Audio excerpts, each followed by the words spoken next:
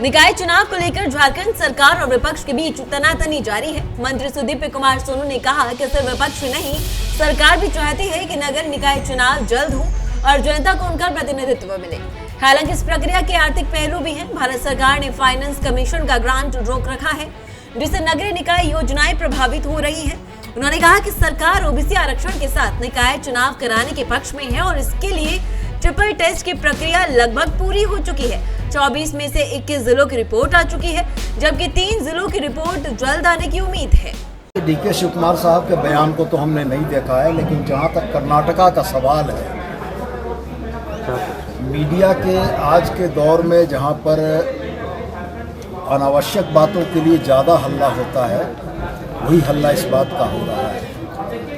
कर्नाटका में कांग्रेस की सरकार से पहले भारतीय जनता पार्टी की सरकार थी और मैं चुनौती दे के आपके माध्यम से यह कहता हूं कि जो आरक्षण की व्यवस्था वहां अभी लागू है, क्या वो भारतीय जनता पार्टी के समय में लागू नहीं थी?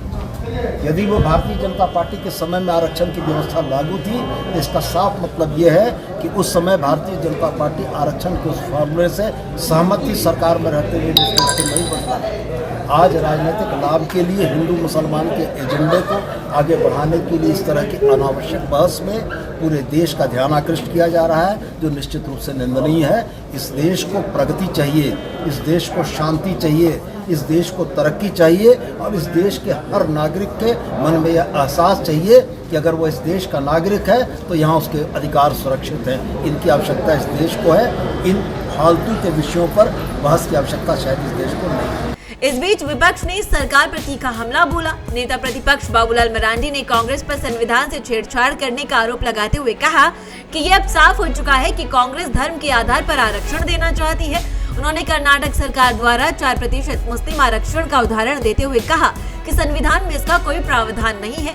मरांडी ने आरोप लगाया कि कांग्रेस हमेशा से संविधान में संशोधन कर उसे तोड़ने मरोड़ने की कोशिश करती रही है। फिलहाल इस खबर में बस इतना ही। ऐसे और तमाम खबरों के लिए देखते रहिए भारत एक्सप्रेस बिहार झारखंड। की मंशा बिल्कुल साफ है और कांग्रेस पार्टी शुरू से ही संविधान के साथ कितना छेड़छाड़ और आप तो अस्वस्थ हो चुका है।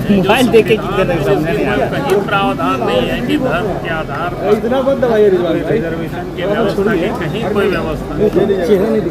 और उसके बाद भी आप सबने देखा कि कर्नाटक गवर्नमेंट का पट्टा में 4% मुसलमानों को रिजर्वेशन, ये बिल्कुल साफ है उनकी मानसिकता। वो चाहते हैं कि संविधान का संशोधन हो, तोड़ मरोड़ करे। ये कांग्रेस पार्टी की आदत रही है।